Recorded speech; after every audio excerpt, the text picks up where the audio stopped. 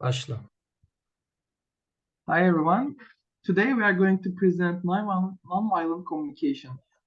My name is Yunus and my teammate is Uysal. Let's start with what is nonviolent communication. Nonviolent communication is an approach to communication based on principles of nonviolence. It is not a technique to end disagreements, but rather a method designed to increase empathy and improve the quality of life of those who utilize the method and the people around them, said Marshall Rosenberg. Let me talk a little bit about Marshall Rosenberg.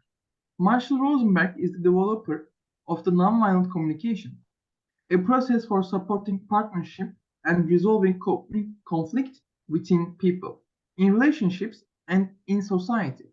He worked worldwide as a peacemaker, and in 1984 founded the Center of Nonviolent Communication, an international non-profit organization, for which he served as a director of educational services. Let's continue with why is nonviolent communication is important. It is a tool that leads us toward compassionate connection between people, in which everyone's needs are valued and are met through collaboration. Through nonviolent communication, conflict resolution becomes easier.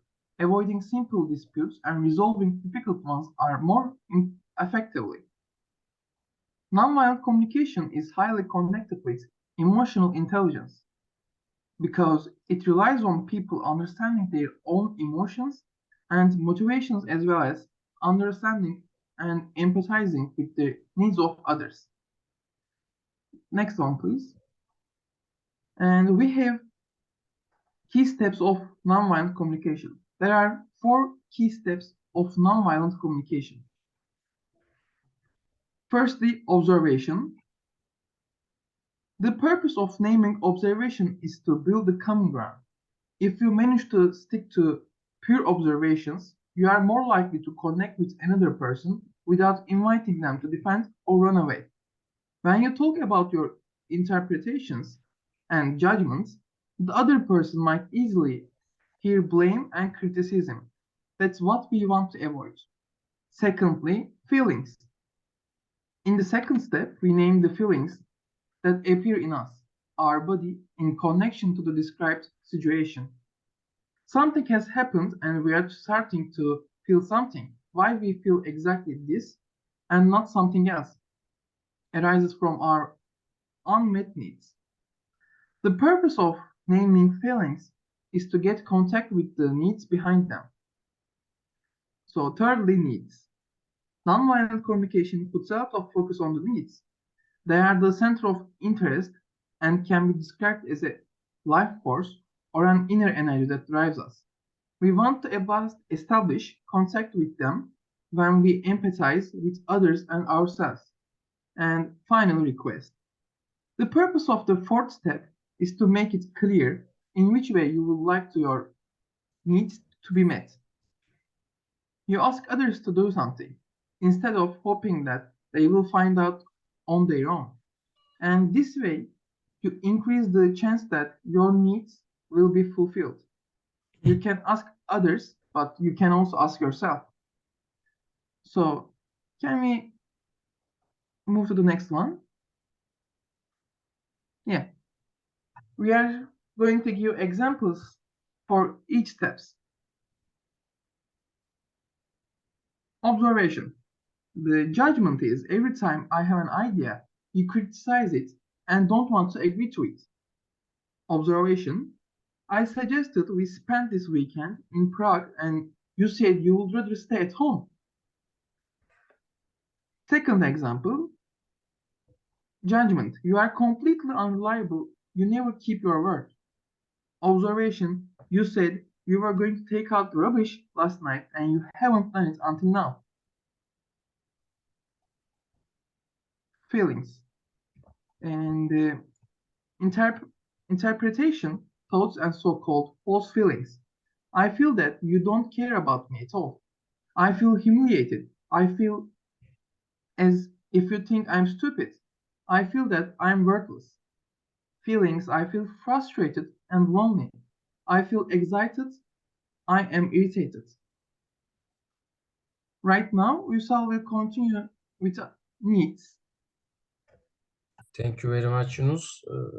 I will continue from that part, as Yunus said. Non-violent communication puts a lot of focus on the needs. They are at the center of the interest and can be described as a life force or an inner energy that drives us. We want to establish connect with them when we empathize with others and ourselves. Needs are the source of how we feel. When our needs are fulfilled, we feel feelings that we enjoy. When our needs are not fulfilled, our feelings can guide us towards actions that hopefully have the potential to fulfill them. In this step, feelings can guide. In this step, what can go wrong is confusing needs with strategies. It's a good to distinguish needs from the strategies you choose to satisfy a particular need. Because at the strategy level, it's easy to start a conflict, which is almost impossible at the needs level. How to distinguish one from to another? Needs are universal. Everyone has the same regardless of age, culture, or gender. Strategies, on the other hand, are more specific, getting the information like what, who, when, or where. For needs part, we have examples. Let's say you need a creativity problem, and then we have a strategy for that, like painting a picture, cooking a dinner using randomly bought vegetables, or coming up with new exercise for the workshop. On the other hand, let's say we have a authenticity problem. Then we have these strategies for this problem, like unrestrained dancing, telling the other person what I don't like instead of pretending that everything is okay, or leaving meetings that don't serve me. Last part of this line is a request. Is there anything you would like to ask someone now? Maybe you want to ask yourself. The purpose of the first step is make it clear in which way you would like your needs to be met. You ask others to do something instead of hoping that they will find out on their own, and this way you increase the chance that your needs will be fulfilled, because nobody can read people's mind. Anybody can't do this. You can ask others, but you can also ask yourself. At this step, remember that the request is a request, not a demand. How can you recognize the difference? Check how you react when someone says no to your request. If you get angry, take offense, start complaining or judging, it means that it's probably a demand, not a request. It's for expressing requests clearly and concretely, like what, who, where, and when. It is important that the request is double, and that is says what you want, not what you don't want.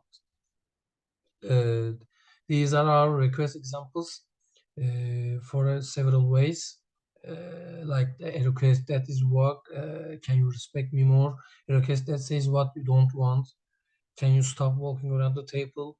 Or something else, a demand, take this place or to the dishwasher immediately, or you will regret not doing it, like these examples. Where can we use it, this nonviolent communication system? In our home, in our office, in our school, basically everywhere. It's a basic fundamental for human communication, social, for social life. Especially at work, it's a really important thing for nowadays. When it comes to professional communication, criticism is a crucial component. It should be highlighted that assessing someone else's performance and assessing someone else's personality qualities are two entirely separate things in relation to this topic. We have a tendency to draw far too many general inferences, and these generalizations are frequently tied to so-called inner attribution, which holds that a person's conduct is primarily caused by their personality. For example, you called your coworker stupid for a not done business or work, but that doesn't mean he's completely stupid person from something uncompleted work. It's meaning a generalizing a people personalities, and these are benefits of NFC. MVC, nonviolent communication helps to create a high quality of connection out of which people spontaneously enjoy contributing to another's well-being. With MVC, you can express your feelings and needs with clarity, listen to others' feelings and needs with empathy, facilitate mutually beneficial outcomes for all parties involved. The purpose of MVC is to help all involved to sharpen their awareness of language so that they can express what really matters to them and also hear what really matters to others. Thanks for your attention. Our presentation is completed.